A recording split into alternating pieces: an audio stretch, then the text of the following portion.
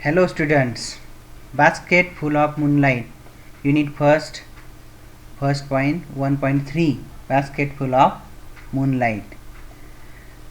आपण ही कविता यापूर्वीच्या दोन भागामध्ये पाहिलेली आहे. आपण ती समजून घेतलेली आहे. आता आपण या कवितेचा इंग्लिश वर्कशॉप आज चर्चा करणार आहोत. तर मग आपली वही पेन आणि पुस्तक घेऊन तुम्ही हा व्हिडिओ पहा. पहिली ॲक्टिव्हिटी आहे complete the following sentences with the help of the poem. वरती जी कविता दिलेली आहे त्या कवितेच्या मदतीने खालील वाक्य पूर्ण करा. Complete the following sentences with the help of the poem. कवितेच्या मदतीने वाक्य पूर्ण करायचे. अशी छोटीशी सोपी ॲक्टिव्हिटी आहे. त्यामध्ये पहिलं वाक्य आहे the child wants to sow small moons of light. मुलाची इच्छा आहे चंद्राच्या छोट्या प्रकाशाचे बी त्याला लावायचं आहे. फ्रॉम कुठून आणणार आहे ते बी तो फ्रॉम द मून. त्याचं उत्तर आहे मून. ओके. त्यानंतर दुसरी ॲक्टिव्हिटी आहे दुसरं सेंटेन्स आहे according to the child the route of his village is tough and full of. According to या शब्दाचा अर्थ आहे च्या मते. अकॉर्डिंग टू द चाइल्ड त्या मुलाच्या मते, जो कवितेमध्ये बोलत आहे त्या मुलाच्या मते the route of his village त्याच्या गावाचा जो रस्ता आहे इज टफ तो खडतर आहे अँड फुल ऑफ आणि कशाने भरलेला आहे. ती जागा या ठिकाणी आपल्याला पूर्ण करायची. तर ते कशाने भरलेला आहे स्नेक्स अँड स्कॉर्पियन्स. तो रस्ता जो आहे तो टफ आहे आणि त्याचबरोबर स्नेक्स अँड स्कॉर्पियन्सने भरलेला आहे. तिसरं वाक्य आहे द चाइल्ड वॉन्ट्स. मुलाची इच्छा आहे अ बास्केट फुल ऑफ मूनलाईट. त्या मुलाला पाहिजे अ basket full of moonlight. Basket भरून मूनलाईट पाहिजे. On loan. त्याचं उत्तर आहे लोन. त्याला उसनं पाहिजे, कर्जाऊ पाहिजे, कर्जाना पाहिजे, उधारीने पाहिजे. बास्केट फुल ऑफ मूनलाईट एक बास्केट भरून मूनलाईट पाहिजे चंद्राकडून उसनवार. आणि चौथं वाक्य आहे the child wants to light the dark route so that the child wants त्याला करायचं आहे टू लाईट प्रकाशित करायचा आहे द डार्क रूट जो अंधार झालेला जो रस्ता आहे, अंधार ज्या रस्त्यावरती असतो तो रस्ता त्याला लाईट प्रकाशित करायचा आहे. सो दॅट का करायचा आहे कारण की हिज फादर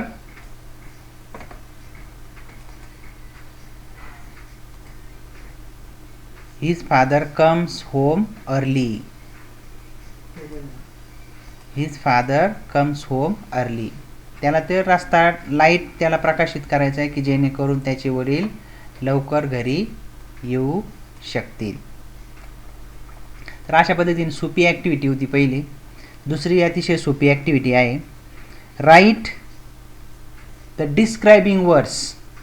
डिस्क्रायबिंग वर्ड्स म्हणजे डिस्क्राईब करणारे शब्द, वर्णन करणारे शब्द, त्यालाच आपण ॲडजेक्टिव्ह असंही म्हणतो. पहा हे डिस्क्रायबिंग वर्ड्स शोधून लिहायचे आहेत. आणि ते डिस्क्रायबिंग वर्ड्स जे ॲडजेक्टिव्ह असतात ते एकतर नाऊनला डिस्क्राईब करत असतात किंवा प्रोनाऊनला डिस्क्राईब करत असतात. तर या ठिकाणी नाऊन्स दिलेले आहेत. त्या नाऊन्सला खाली दिलेल्या नाऊन्सला डिस्क्राईब करणारे शब्द आपल्याला कवितेतून शोधायचे आहेत. म्हणजे त्या नाऊनचे ॲडजेक्टिव्ह शोधायचे. आता या ठिकाणी एक एक्झाम्पल दिलं मून्स चंद्र. आता या कवितेमध्ये चंद्रासाठी कोणते ॲडजेक्टिव्ह वापरलेले आहेत तर पहा इथं आपण पाहू शकतो स्मॉल मून्स. म्हणून या ठिकाणी डिस्क्रायबिंग वर्ड काय आहे स्मॉल. डिस्क्रायबिंग वर्ड आहे स्मॉल मून्स. त्यानंतर रूट शब्द आहे पहा रूट रस्ता. आता रूटसाठी कवितेमध्ये कोणता डिस्क्रायबिंग वर्ड वापरलेला आहे the route is tough and full of snakes and scorpions. Tough root. The root is tough. तर TOUGH tough हा त्या शब्दासाठी डिस्क्रायबिंग वर्ड आहे. Tough route. त्यानंतर व्हिलेज, गाव. तर ह्या व्हिलेज नाऊनसाठी कोणता शब्द या ठिकाणी वापरलेला आहे डिस्क्राइब करण्यासाठी?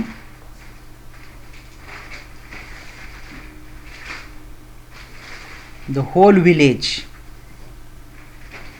कोणता शब्द वापरलेला आहे? Whole village. The whole village. तर या ठिकाणी आपण होल हा शब्द लिहिणार. Whole village. आता दुसरा शब्द आहे मॉर्निंग, सकाळ. या सकाळसाठी कोणता डिस्क्रायबिंग वर्ड वापरलेला आहे या ठिकाणी?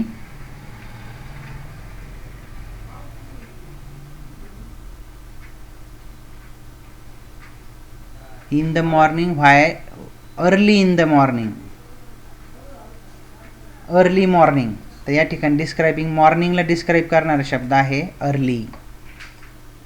ओके. तर अशा पद्धतीने ही दुसरी ॲक्टिव्हिटी सुद्धा अगदी सोपी ॲक्टिव्हिटी आहे. ती आपण अगदी सहजासहजी करू शकतो. त्यानंतर तिसरी ॲक्टिव्हिटी आहे ती आपल्याला वहीमध्ये पूर्ण करायची आहे. The child in the poem wants to solve the problem of his village.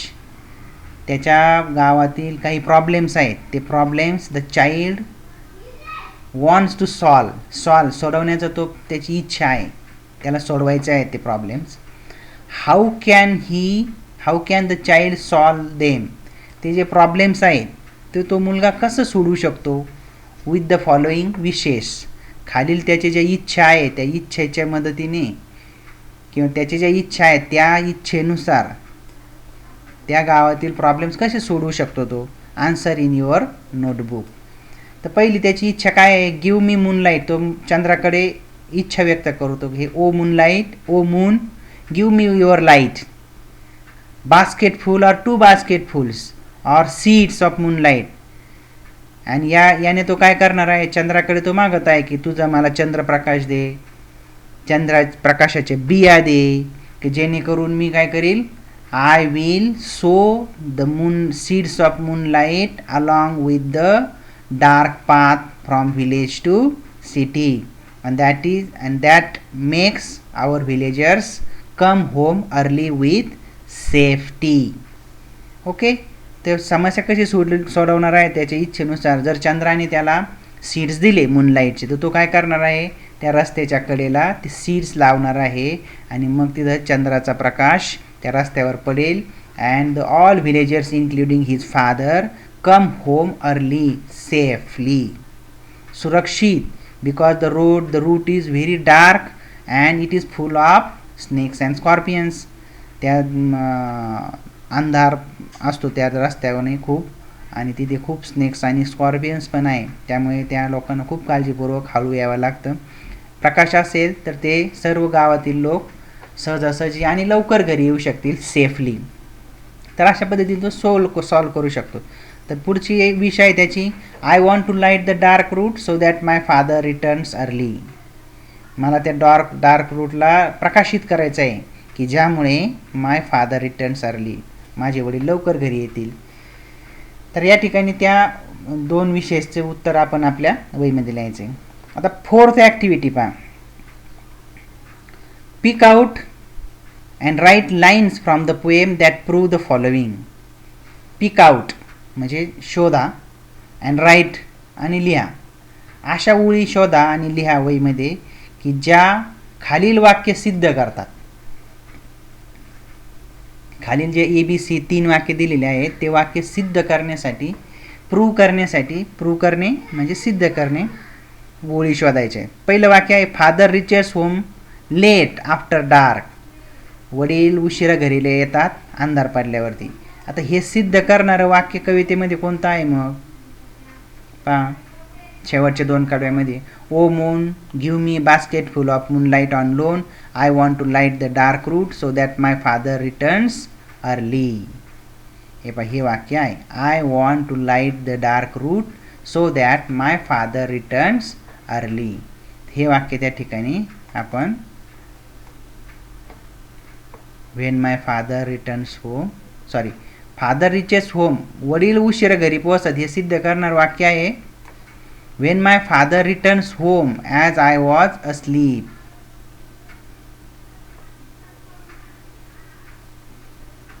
When my father returns home I am asleep. जेव्हा वडील घरी येतात तेव्हा मी झोपलेला असतो, म्हणजे तेव्हा अंधार पडलेला असतो आणि वडील खूप उशिरा घरी येतात हे त्याच्यातून सिद्ध होतं. ठीक आहे. आता पुढचं वाक्य,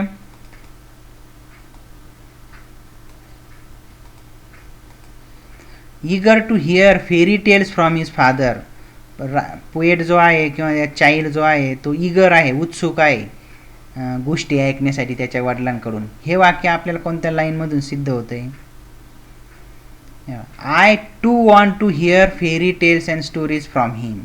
मला सुद्धा त्यांच्याकडून फेरी टेल्स आणि स्टोरीज ऐकण्याची इच्छा आहे. हे वाक्य, ह्या लाईन सिद्ध करतात हे वाक्य.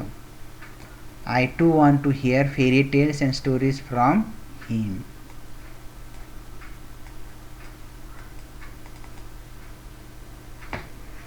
I too want to hear fairy tales from him. Remove darkness and bring light among the darker paths. अंधार नष्ट करून त्या ठिकाणी कवीला प्रकाशित करायचा आहे तो रस्ता. हे वाक्य सिद्ध करण्यासाठी ओळी आहेत. पहा कोणत्या ओळी आहेत? O moon give me moonlight, basketful or two basketful with seeds of moonlight. From the city to my village on the sides of path I want to sow many small small moons of light. The whole village goes to the city daily to work. आपल्याला काय शोधायचं आहे? Darkness तो नष्ट करून त्या ठिकाणी तो रस्ता प्रकाशित करण्यासाठी त्याची इच्छा आहे. डार्कनेस रिमूव्ह करून रस्ता प्रकाशित करायचा आहे. तिथं ते वाक्य आहे पहा, I want to light the dark route. I want to light the dark route. मला हे डार्क रूट जो आहे तो प्रकाशित करण्याची इच्छा आहे. या लाईनमधून ते सिद्ध होतं.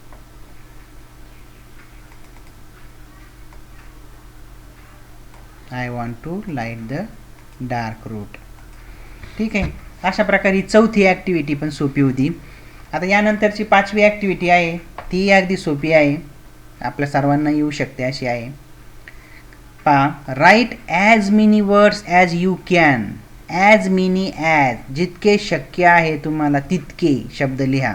Using full as a suffix, FUL, full as a suffix. Suffix म्हणजे शब्दाच्या शेवटी जोडला जाणारा प्रत्यय, त्याला सफिक्स म्हणतात. आणि शब्दाच्या अगोदर जोडला जाणारा प्रत्ययाला प्रिफिक्स म्हणतात.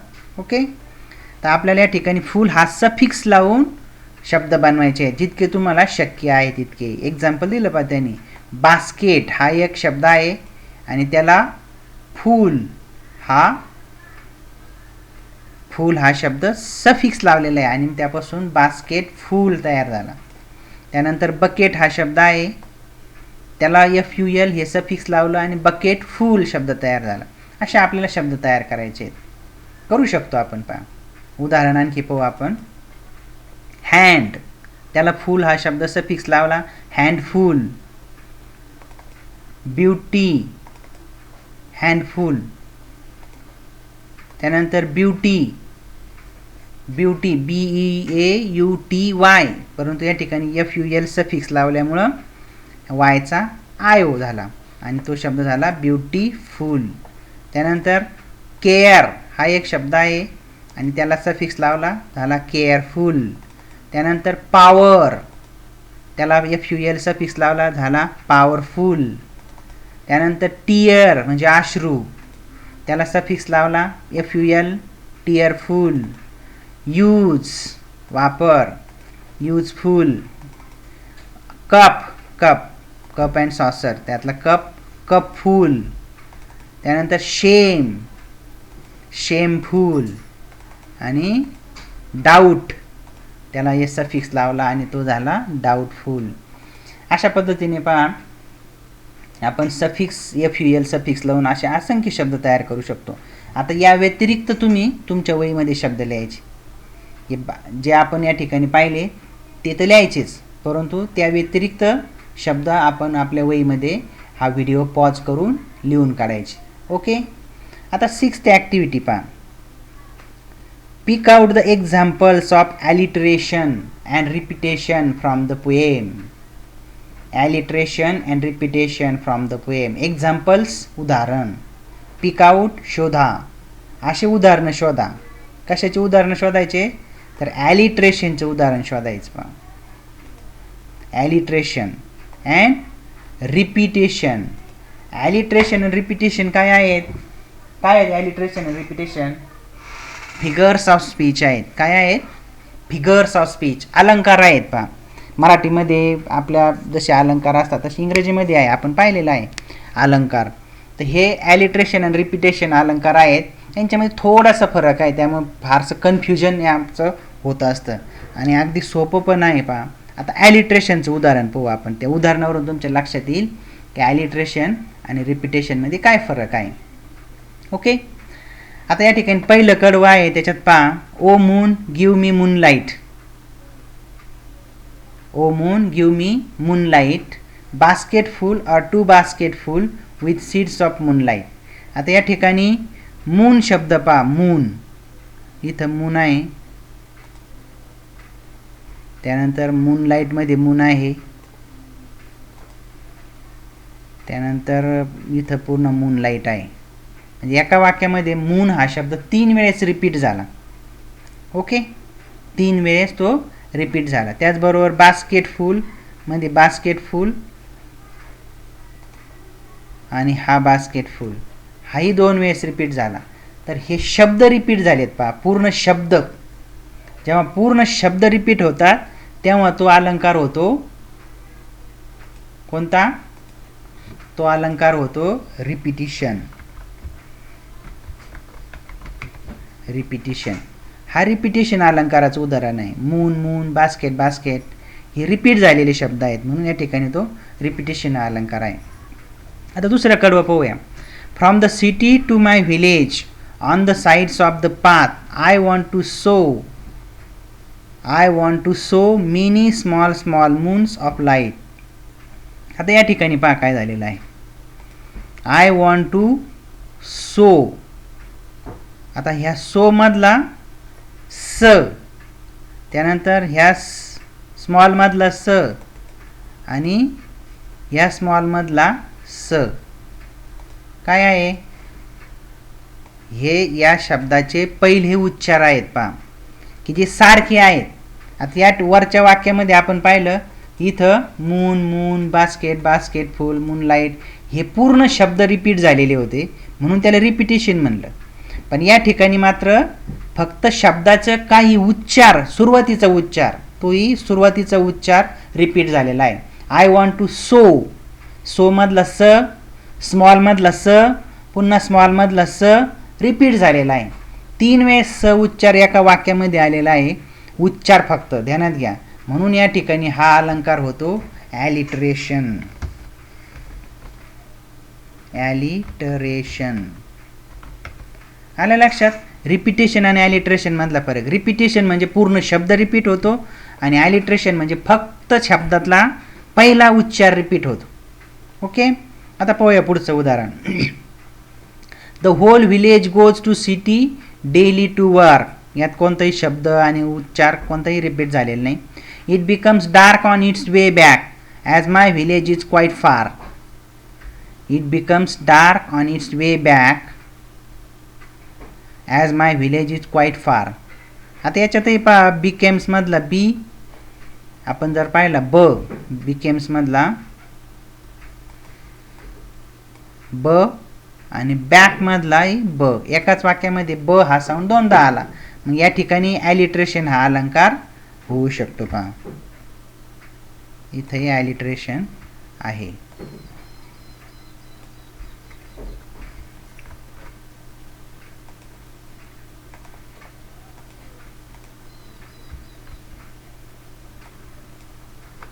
ठीक आहे, ॲलिट्रेशन आहे इथे. त्यानंतर पुढचं, the route is tough and full of snakes and scorpions. आता या ठिकाणी सुद्धा पहा, the route is tough and full of snakes and scorpions. स्नेक्समधला स आणि स्कॉर्पियनमध्ये स. तर इथंही कोणता अलंकार झाला? इथंही ॲलिट्रेशन झाला.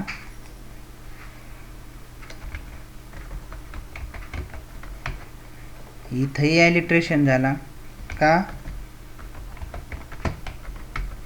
त्या ठिकाणी फक्त शब्दाचा काही उच्चार रिपीट झाले, सुरुवातीचा उच्चार रिपीट झालेला आहे. पुन्हा पहा, नायदर नॉर. पुढचं वाक्य, नायदर बस नॉर कार्ट. तर इथं न आणि इथंही नॉर मधला न, ॲलिट्रेशनचंच उदाहरण आहे. नायदर मधला न आणि नॉर मधलाही न. When my father returns home I am asleep. यात कोणताही शब्द अक्षर रिपीट झालेलं दिसत नाही. And he goes back early in the morning while I am sleeping. यातही आपल्याला तो भाग दिसत नाही. O moon give me basket full of moonlight on loan. यामध्ये रिपीट झालेलं नाही. I want to light the dark route so that my father returns early. I too want to hear fairy tales and stories from him. आता या ठिकाणी पहा, to मधला ट, या टू मधला ट आणि टेल्स मधला ट, असे 3 वेळेस ट हा उच्चार त्या वाक्यामध्ये आलेला आहे. म्हणून इथंही कोणता अलंकार झाला? फक्त अक्षर या ठिकाणी आलेला आहे, म्हणून इथंही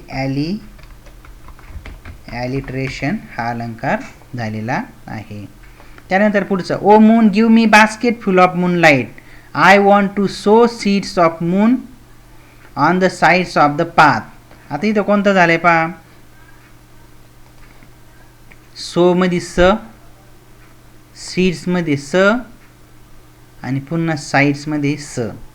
पुन्हा या ठिकाणी 3 वेळेस स हा उच्चार जो आहे तो रिपीट झालेला आहे, म्हणून आपल्याला याही ठिकाणी ॲलिट्रेशन हा अलंकार म्हणता येईल. तर पहा, रिपिटेशन म्हणजे जेव्हा शब्द रिपीट होतात तेव्हा तो रिपिटेशन, आणि जेव्हा शब्दातले काही पहिलाच अक्षर किंवा पहिलं उच्चार रिपीट होतं तेव्हा तो ॲलिट्रेशन या ठिकाणी अलंकार होतो. आले लक्षात तुमच्या? Very good. त्यानंतर 7th ॲक्टिव्हिटी आहे पहा. काय 7th activity? Write and appreciation of the poem and refer page number 5. Page number 5 म्हणजे या पुस्तकातलं पेज नंबर 5 वरती आपल्याला जो पॅटर्न दिलेला आहे ॲप्रिसिएशनच्या, त्या पॅटर्नप्रमाणे आपल्याला काय करायचं आहे? ॲप्रिसिएशन लिहायचं नाही.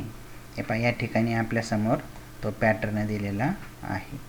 काय लिहायचे पॉईंट्समध्ये? टायटल म्हणजे कवितेचं शीर्षक, पोएटचं नाव, रायमिंग स्कीम, फेवरेट लाईन, तुमची जी काही आवडती लाईन असेल ती, central idea or theme of the poem, figures of speech म्हणजे अलंकार, स्पेशल फीचर, त्या कवितेत काय स्पेशल फीचर आहे, टाईप ऑफ द कोणत्या प्रकारची कविता आहे, लँग्वेज कशी आहे, स्टाईल कशी आहे, टोन कसा आहे, त्यात काही असा डबल मिनिंग आहे का, वगैरे वगैरे त्या गोष्टी. And why I like or dislike the poem. जर तुम्हाला कविता आवडत असेल तर का आवडते, आणि आवडत नसेल तर का आवडत नाही, या मुद्द्याच्या आधारे आपल्याला काय करायचं आहे? ॲप्रिसिएशन लिहायचं आहे.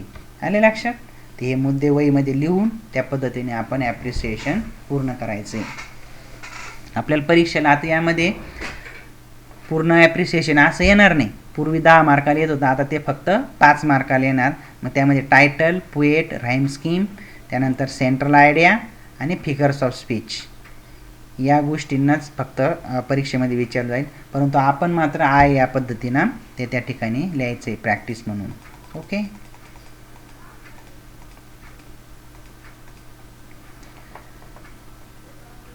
झाले मग 7th ॲक्टिव्हिटी. त्यानंतर आता दुसरी, आता काय करायचं आहे? रायटिंग स्किल आहे पहा. 8th activity, write imaginary letter to the moon. चंद्राला पत्र लिहायचे, काल्पनिक, इमॅजिनरी म्हणजे काल्पनिक पत्र लिहायचं आहे, आणि त्याला सांगायचं आहे to convey your feelings about it. त्याच्याबद्दलचे तुमच्या काय भावना आहे त्या तुम्हाला त्याला सांगायचं आहे. Discuss it about with your partner and draft letter using the poem as the basis for letter supporting points. खाली काही मुद्दे दिलेले, त्या मुद्द्याच्या आधारे आपल्याला पत्र तयार करायचं आहे. एक छानसं पत्र तयार करा. ब्लॉक फॉर्मॅटमध्ये करा. ब्लॉक फॉर्मॅट सर्व काही लेफ्ट साईडला अलाइन केलेलं असतं. पॅराग्राफसाठी एक ओळ सोडली जाते. या ब्लॉक फॉर्मॅट आहे. या ब्लॉक फॉर्मॅटमध्ये एक चंद्राला पत्र लिहा. आता हे चंद्राला जे पत्र लिहिणार तुम्ही लेटर टू मून, हे फॉर्मल टाईपचं असेल की इनफॉर्मल टाईपचं असेल, तर ते इट इज प्युअरली इनफॉर्मल असेल.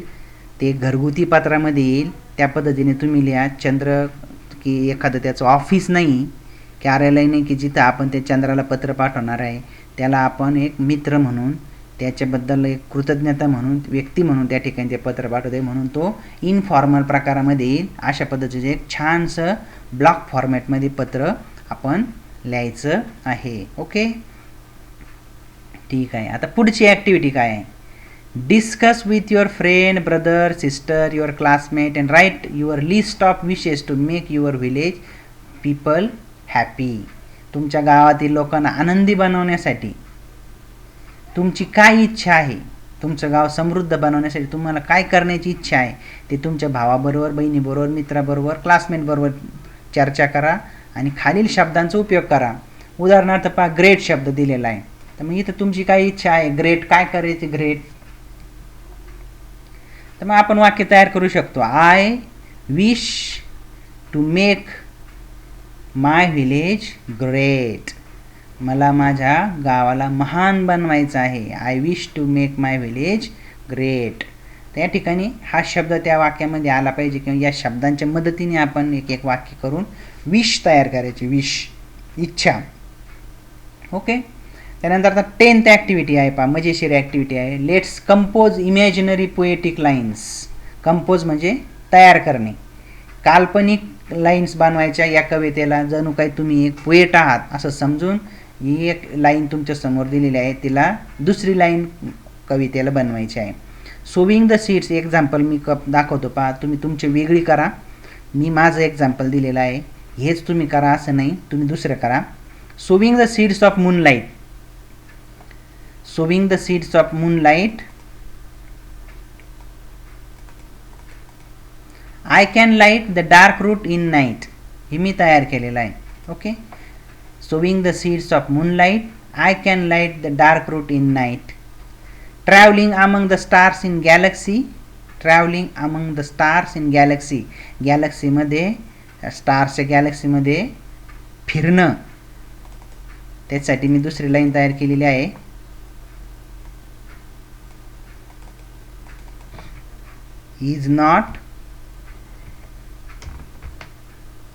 is not like traveling in taxi.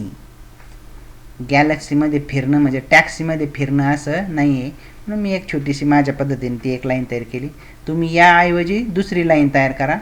ही फक्त उदाहरणादाखल तुम्हाला मी या ठिकाणी दिलेली आहे. Sowing the seeds of moonlight, I can light the dark route in night. Travelling among the stars in galaxy is not like travelling in taxi. तर अशा पद्धतीने ही छानशी कविता आपण या ठिकाणी पाहिलेली आहे. फिगर्स ऑफ स्पीच पाहिलेले आहे. आणखी एक फिगर्स ऑफ स्पीच मला या ठिकाणी आपल्याला सांगण्याची इच्छा आहे. ॲपोस्ट्रॉफी त्याला म्हणतात. पहा, ॲपोस्ट्रॉफी फिगर्स ऑफ स्पीच आहे. ॲपोस्ट्रॉफी.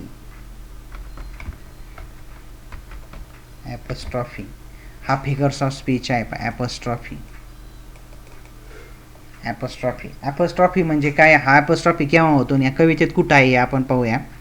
ॲपोस्ट्रॉफी तेव्हा होतो जेव्हा कोणाला तरी उद्देशून बोललं जातं, परंतु ती व्यक्ती किंवा ती वस्तू त्या ठिकाणी प्रत्यक्षात नसते, तेव्हा तिथे ॲपोस्ट्रॉफी होतो. उपस्थित नसते, ती दूर कुठंतरी असते किंवा अस्तित्वातच नसते.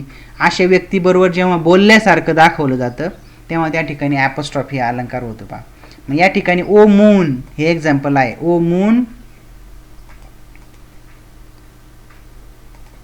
ओ मून हे चंद्रा.